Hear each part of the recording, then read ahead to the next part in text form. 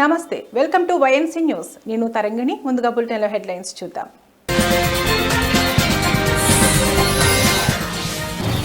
కల్వకుంట్ల కవిత సంచలన వ్యాఖ్యలు. బీఆర్ఎస్ ను బీజేపీలో విలీనం చేసే కుట్ర జరుగుతోందని ఆగ్రహం.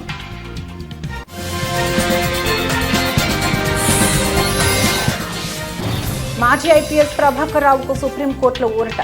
ప్రభాకర్ రావుకు పాస్పోర్ట్ ఇవ్వాలని కోర్టు ఆదేశం.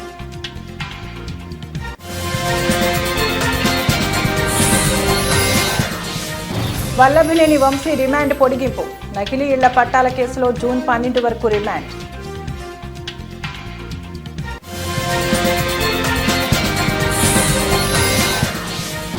వాయుగుండంగా మారనున్న అల్పపీడనం. ఏపీకి తుఫాను ముప్పు.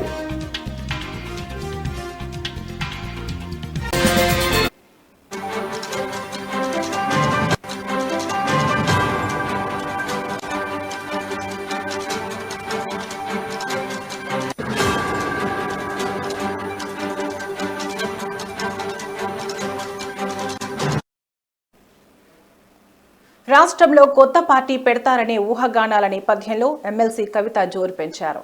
బీఆర్ఎస్లోని అగ్రనేతలే టార్గెట్గా ఆమె విమర్శనాస్త్రాలు సంధించారు. ఇవాళ కవిత మీడియాతో చిట్చాట్తో మాట్లాడారు. దేశం బయట సోషల్ మీడియా, మొబైల్ ఫోన్లు పెట్టుకుని తనపై కొందరు కుట్రలు చేస్తున్నారని ఆరోపించారు. ఆ తెలివితేటలు ప్రతిపక్షాలపై చూపించాలని, తనపై కాదని హితవు పలికారు. తనకు నీతులు చెబుతున్న వాళ్లంతా రాష్ట్రంలో నీళ్ల వివాదంపై మాట్లాడితే బాగుంటుందని ధ్వజమెత్తారు. ట్విట్టర్లో ట్వీట్లు చేస్తే సరిపోదని, క్షేత్రస్థాయిలోకి వెళ్లి ఉద్యమాలు చేయాల్సిన అవసరం ఉందని కేటీఆర్ను ఉద్దేశించి కామెంట్ చేశారు. ఆడబిడ్డ మీద పెయిడ్ ఆర్టిస్టులతో మాట్లాడిస్తే ఏం రాదని, తాను అసలే మంచిదాన్ని కాదని, నోరు విప్పితే తట్టుకోలేరని స్ట్రాంగ్ వార్నింగ్ ఇచ్చారు. కేసీఆర్ను కొందరు తామే నడిపిస్తున్నామంటూ ఫోజులు కొడుతున్నారని, కేసీఆర్ను నడిపించేంత పెద్దోళ్లా మీరు అంటూ కవిత ఫైర్ అయ్యారు.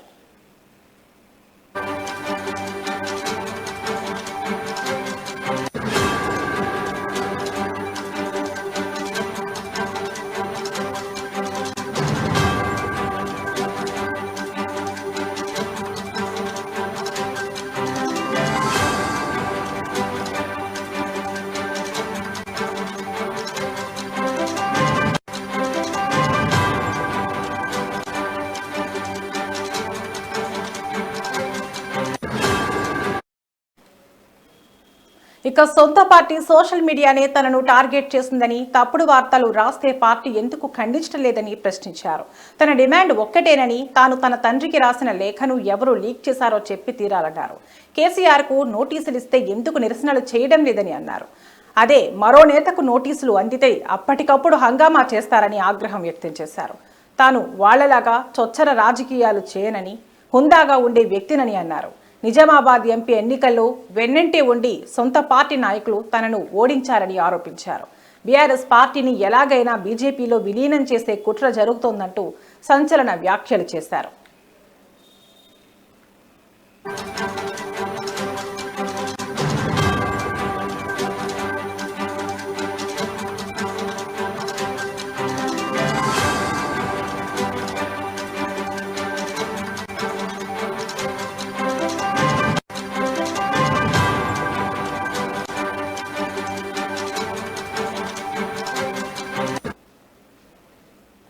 తాను జైల్లో ఉండగానే పార్టీని బీజేపీలో విలీనం చేసే కుట్ర జరిగిందని, అదే ప్రతిపాదనను తన వద్దకు తీసుకువస్తే విలీనం వద్దని చెప్పానని అన్నారు. అదేవిధంగా లిక్కర్ స్కామ్లో జైలుకు వెళ్లే ముందు పార్టీకి రాజీనామా చేస్తా అని అన్నానని, కానీ కేసీఆర్ వద్దని వారించారని గుర్తు చేశారు. తాను రాసిన లేఖను లీక్ చేసిన వారిని పట్టుకోమంటే గ్రీకు వీరులు దండెత్తారని కామెంట్ చేశారు. పార్టీ చేయాల్సిన పనులు జాగృతి తరపున తాను చేస్తున్నానని అన్నారు. పార్టీలో కోవట్లు ఉన్నారని చెప్పినా ఎందుకు పక్కన పెట్టడం లేదని పార్టీ అధినాయకత్వాన్ని ఆమె ప్రశ్నించారు. బీఆర్ఎస్లో కేసీఆర్ ఒక్కరే నాయకుడని, పార్టీలో ఇంకెవరి నాయకత్వాన్ని తాను ఎట్టి పరిస్థితుల్లో అంగీకరించబోనని స్పష్టం చేశారు. కాంగ్రెస్ పార్టీ ఓ మునిగిపోయే నావా అని, ఆ పార్టీతో రాయబారాలు జరిపే అవసరం తనకు లేదన్నారు. తనకు కేసీఆర్కు మధ్య దూరం పెంచే కుట్ర జరుగుతుందని అన్నారు.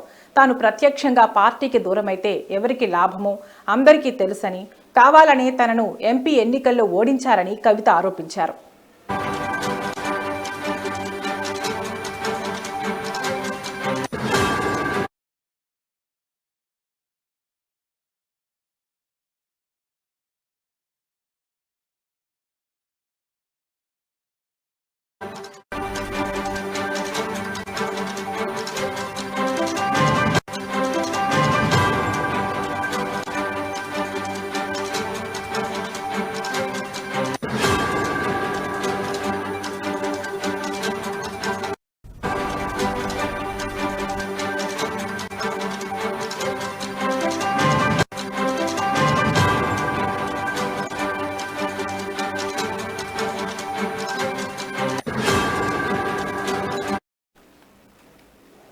Breaking news.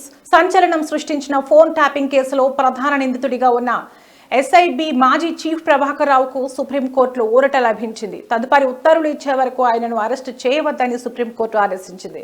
ప్రభాకర్ రావుకు పాస్పోర్ట్ ఇవ్వాలని ఆదేశించింది. పాస్పోర్ట్ వచ్చిన 3 రోజుల్లో ప్రభాకర్ రావు భారత్కు వచ్చి విచారణకు సహకరించాలని ఆదేశించింది. ఈ కేసులో ప్రధాన నిందితుడిగా ఉన్న ప్రభాకర్ రావు అమెరికా వెళ్లిపోయారు. తనకు ముందస్తు బెయిల్ మంజూరు చేస్తా తాను భారత్కు తిరిగి వస్తానని కోరుతూ గతంలో ఆయన హైకోర్టులో పిటిషన్ దాఖలు చేశారు.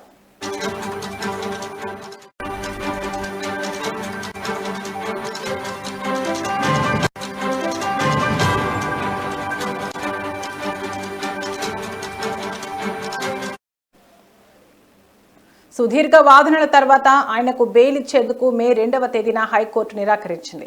హైకోర్టు తీర్పును ప్రభాకర్ రావు మే 9వ తేదీన సుప్రీంకోర్టులో సవాల్ చేశారు.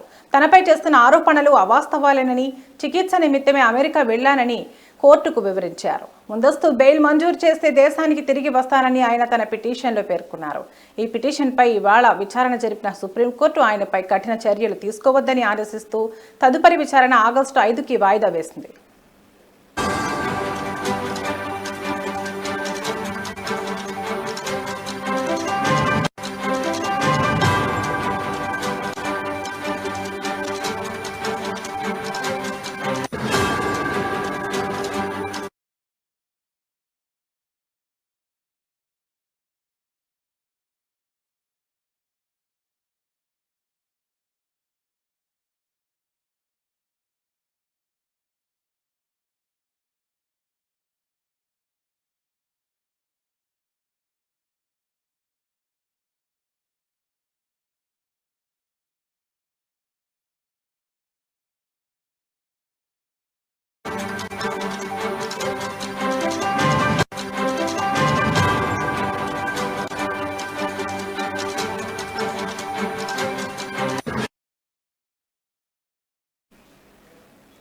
బ్రేకింగ్ న్యూస్ చూస్తున్నాం. వల్లభనేని వంశీకి ఊహించని షాక్ తగిలింది. వల్లభనేని వంశీ రిమాండ్ పొడిగించారు. జూన్ 12 వరకు రిమాండ్ పొడిగించింది న్యాయస్థానం. నకిలీ ఇళ్ల పట్టాల పంపిణీ కేసులో రిమాండ్ ముగియడంతో వంశీని వర్చువల్ గా న్యాయమూర్తి ముందు హాజరుపరిచారు పోలీసులు.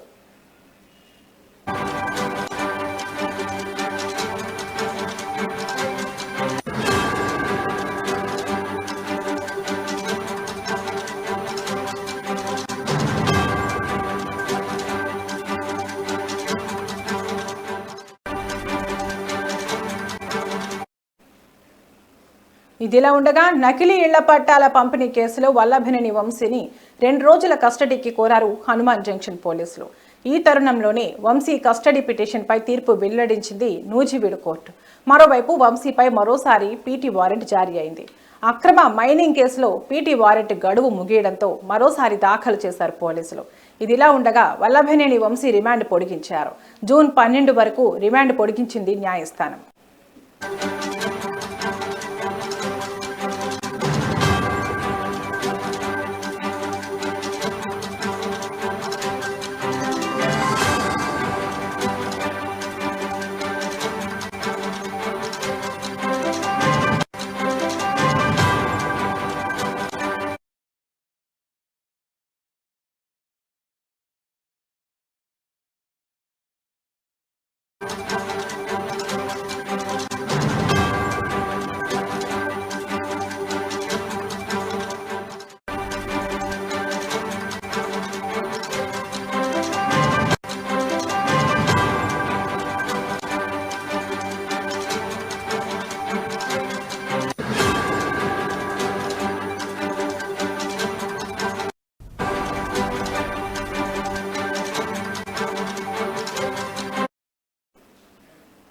బ్రేకింగ్ న్యూస్ చూస్తున్నాం. ఈ ఏడాది నైరుతి రుతుపవనాలు 10 రోజుల ముందుగానే తెలుగు రాష్ట్రాల్లోకి ప్రవేశించాయి. అంతేకాదు వేగంగా కదులుతూ 3 రోజుల్లోనే అన్ని జిల్లాలకు విస్తరించాయి. రుతుపవనాల ప్రభావంతో ఇప్పటికే పలు ప్రాంతాల్లో భారీ వర్షాలు కురుస్తుండగా జూన్ నెలలో సాధారణం కంటే ఎక్కువ వర్షాలు కురుస్తాయని, గరిష్ట ఉష్ణోగ్రతలు కూడా తక్కువగా నమోదవుతాయని ఐఎండీ పేర్కొంది. ఇదిలా ఉంటే ఒడిశా తీరంలో వాయువ్య బంగాళాఖాతంలో ఏర్పడిన అల్పపీడనం ఇప్పుడు మరింతగా బలపడిందని ఐఎండీ తెలిపింది. ఉత్తర దిశగా కదులుతోందని, రానున్న 24 గంటల్లో వాయుగుండంగా మారే అవకాశం ఉందని హెచ్చరించింది.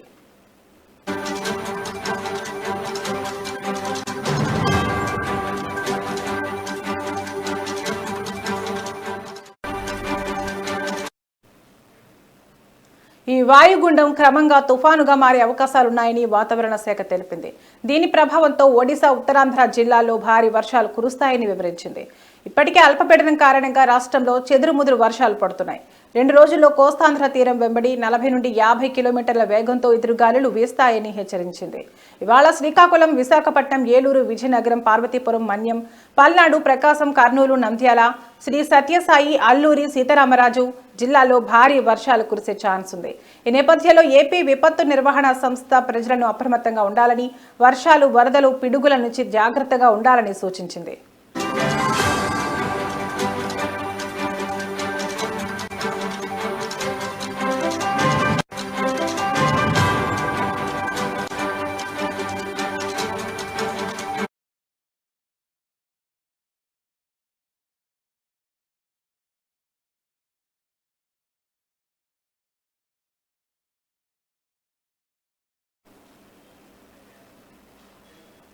డాక్టర్ బిఆర్ అంబేద్కర్ కోనసీమ జిల్లా రావులపాలెం మండలంలో వైసీపీ కార్యాలయంలో జిల్లా అధ్యక్షులు చెర్ల జగ్గిరెడ్డి సమావేశం నిర్వహించారు.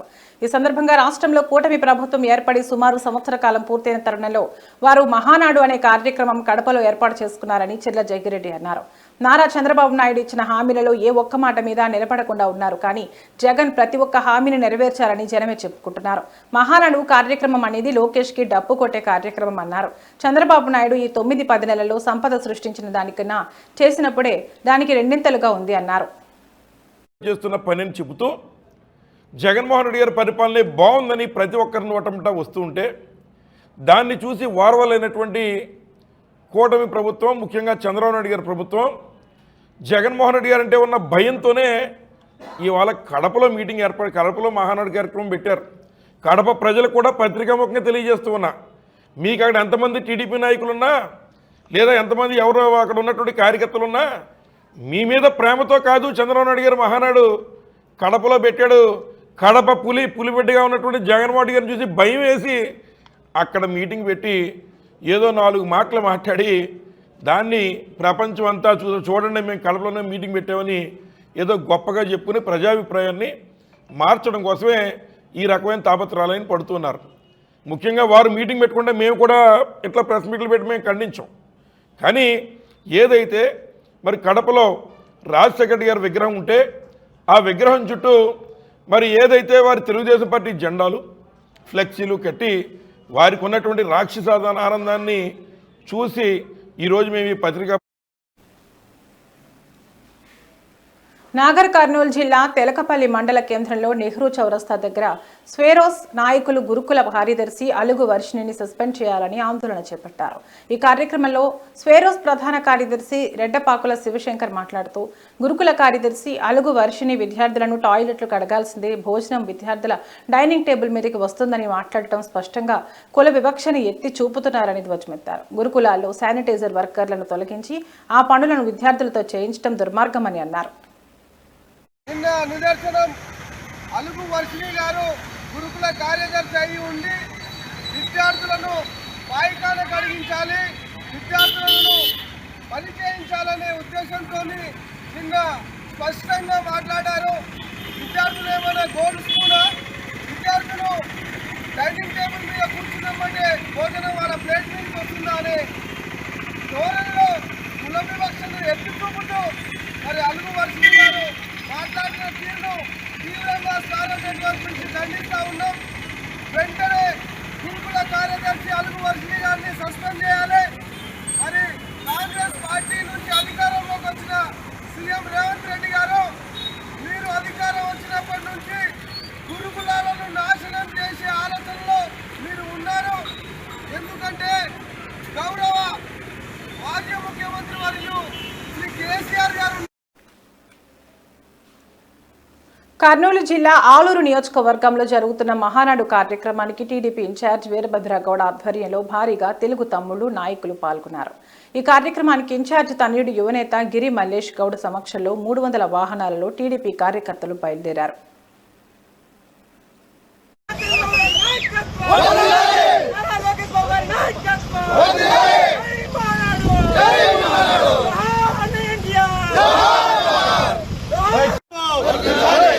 Ready, వర్ధిల్లాలి లోకేష్ బాబు గారి నాయకత్వం, వర్ధిల్లాలి లోకేష్ బాబు గారి నాయకత్వం, వర్ధిల్లాలి వీరభద్ర గౌడ్ గారి నాయకత్వం, వర్ధిల్లాలి వీరభద్ర గౌడ్ గారి నాయకత్వం.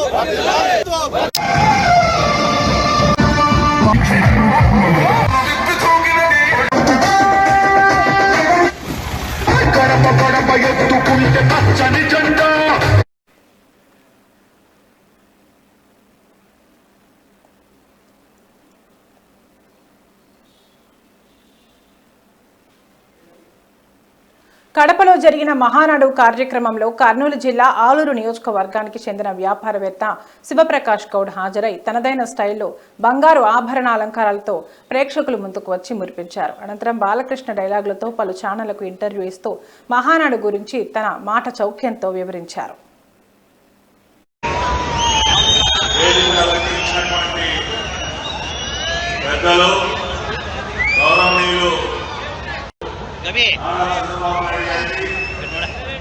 గౌరవ మంత్రివర్యులు జాతీయ పార్టీ ప్రధాన కార్యదర్శి ఆ విధంగా ఇచ్చిన మాటకి కట్టుబడి యువ నాయకులు చివరి ఈ మధ్యనే ఢిల్లీలో ఒక నెలకి ప్లాంట్ కూడా శ్రీ పద్మశ్రీ ఎన్టీ రామారావు గారు ఎక్కడో జన్మించి ఒక నటుడిగా ఎదిగి ఆ యొక్క నటనలో నాకు ఎంతో మరి పేరు ప్రఖ్యాతులు తీసుకొని వచ్చి తర్వాత వారు మరి ఈ యొక్క రాజకీయంలోకి వచ్చి కీర్తి విశాఖలో మళ్ళీ మన ఆంధ్రదేశమే కాదు, మన ఢిల్లీ కాదు, దేశం నలుమూలల నుంచి దాటి సప్త సముద్రాలు దాటి ఢిల్లీ నుంచి ఢిల్లీ వరకే కాకుండా ప్రపంచ ప్రఖ్యాతిలోని తెలుగు జాతిని పరిచయం చేసిన వ్యక్తి నందమూరి తారక రామారావు గారు. ఇంకొక విషయం చెప్పదలుచుకుంటే మన నందమూరి తారక రామారావు గారు ఆయన పార్టీ పెట్టి 9 నెలల్లోనే మరి పార్టీ స్థాపించి తిరుమల శ్రీ వెంకటేశ్వర స్వామి వారిని ప్రముఖ సినీ కథానాయకి శ్రీయా శరణ్ దర్శించుకున్నారు. గురువారం ఉదయం శ్రీవారిని సుప్రభాత సేవలో దర్శించుకుని మొక్కులు చెల్లించుకున్నారు. దర్శనానంతరం ఆలయ రంగనాయకుల మండపంలో వేద పండితుల వేద ఆశీర్వచనం అందించగా ఆలయ అధికారులు పట్టు వస్త్రంతో సత్కరించి తీర్థ ప్రసాదాలు అందజేశారు.